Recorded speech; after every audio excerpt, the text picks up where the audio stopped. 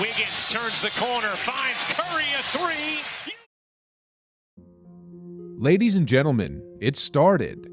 The 2024 NBA season has begun, and the history books have once again been opened for another chapter to be written.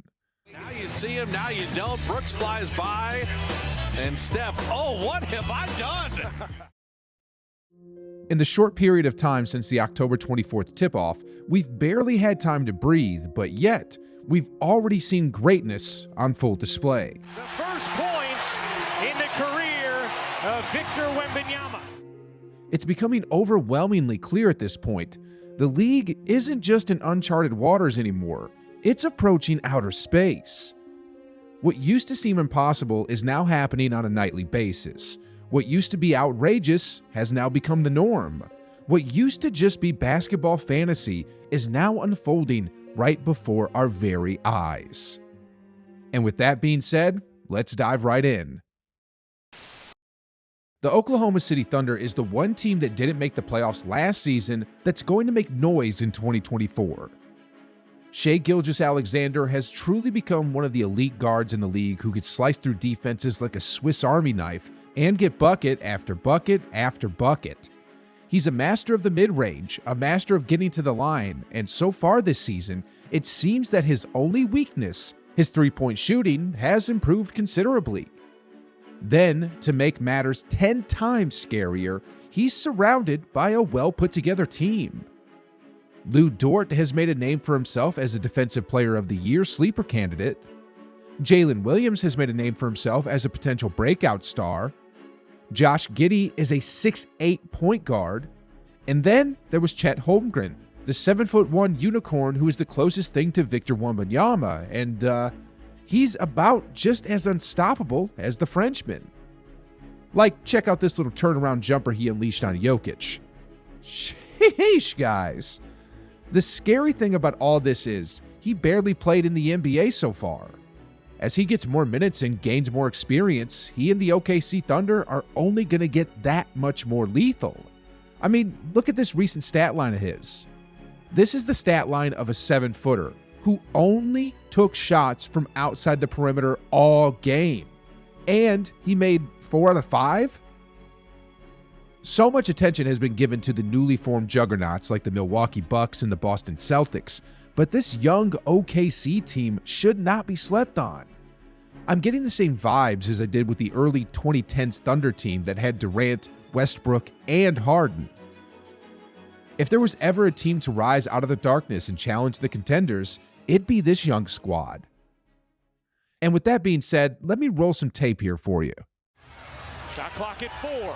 Doncic. The step back 3. You bet! Late in the shot clock. 4 seconds. Got it from Kleba. Again late in the clock. In desperation. Every season, NBA players set their eyes on the most prestigious award the NBA has to offer. And it's clear as day and night that Luka Doncic is gunning for this award this year. I know it's still early in the season, but so far, Luka Magic has been averaging not just 39 points, but on 56% shooting from the field and 49% from 3. And he's doing it while averaging a triple-double of 12 rebounds and 10 assists. Then, the cherry on top is the way he's doing it. A game-winning shot in the face of the most hyped prospect in NBA history, and another game winner for the opening night at the American Airlines Center. This man is taking no for an answer this season, and this play here shows exactly what I mean. Here's Luka being hounded by Ben Simmons.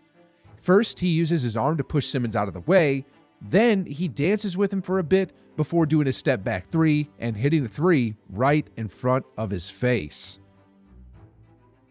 Make no mistake about it, Luka is trying to become him and win the MVP trophy, but he might have some serious competition this season.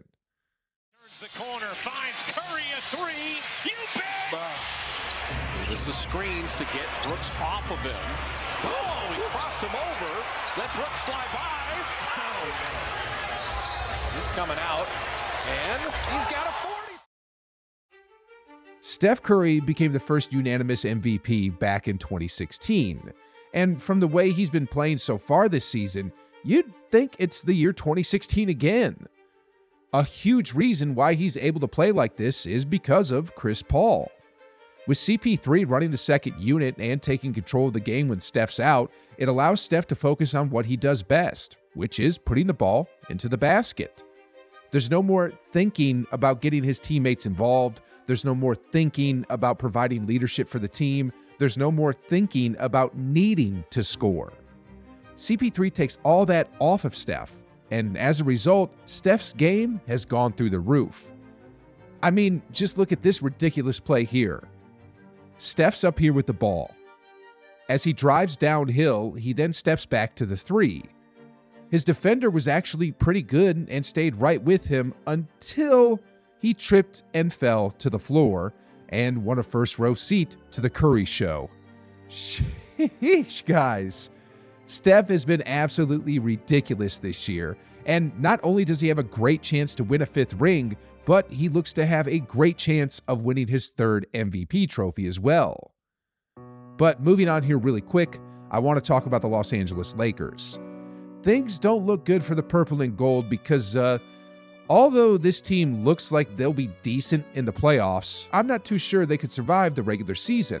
Because look, Anthony Davis has to play nearly 40 minutes a night for the Lake Show to barely survive a team like the Orlando Magic. The entire NBA knows that's a recipe for disaster because this is going to wear and tear on AD, and then if he's out, can the Lakers really rely on a 39-year-old LeBron to carry them throughout the regular season? They're not a bad team per se, and one could even say they're built for the playoffs. But judging from what I've seen from them so far, they're too top-heavy, and there's a lot of games left to be played until the postseason. Now, next off, I want to talk about the newly formed Juggernauts in the league really quickly and what nobody realizes about them. First off, when it comes down to the Bucks, they have an incredible duo. Dame Time and Giannis are absolutely lethal in what they do. They're highlight reels, they're going to win a lot of games, and they're going to be on ESPN. But in saying that, I've got to say that the Bucks are thin, like a sheet of ice in early winter. The truth is, outside of these two, their offense has been shown to be extremely limited. So just like the Lakers, the long 82-game regular season may prove to be problematic for them. The Celtics, on the other hand, aren't confined to two players. They have an elite starting five, and as y'all can see from the 44-19 score, they're lethal. They aren't joking around this season, but one thing I noticed from them is, outside of their starting five, the only other player they can maybe rely on is a 37-year-old Al Horford. They have a really subpar bench. 5.5 deep is what the Celtics are, and because of that, I see them running into problems when they face off against the elite teams in the league. Next comes the Los Angeles Clippers. 2 former MVPs, 1 two-time Finals MVP, and Playoff P. That's 4 first-ballot Hall of Famers, and on paper, they look lethal. The big question surrounding this squad, though, is the same as it's been in the last couple of years. Can Kawhi stay healthy? The honest truth is, despite George, Westbrook, and Harden, this team will only go as far as Kawhi will take them, and judging on his ability to stay healthy, especially in intense playoff games, that's a big question mark that I wouldn't want to bet my money on. And then there was Wembanyama. The 2023 number 1 overall pick has shown the NBA that he's nothing like they've ever seen before. His height, athleticism, and skills are beyond that of a unicorn. His help defense is beyond anything I've ever seen before, like in this clip where he heads deep into the paint to block the shot on 7-foot Zubac. Then when it comes to offense, he's near unstoppable on one-on-one coverages. The man helped spearhead a comeback against Kevin Durant and the Phoenix Suns, for crying out loud. In saying that, however, he still has lots to learn, lots of things to get used to, but man, the fact that he's only 19 right now means the NBA is going to have a big problem for a long time.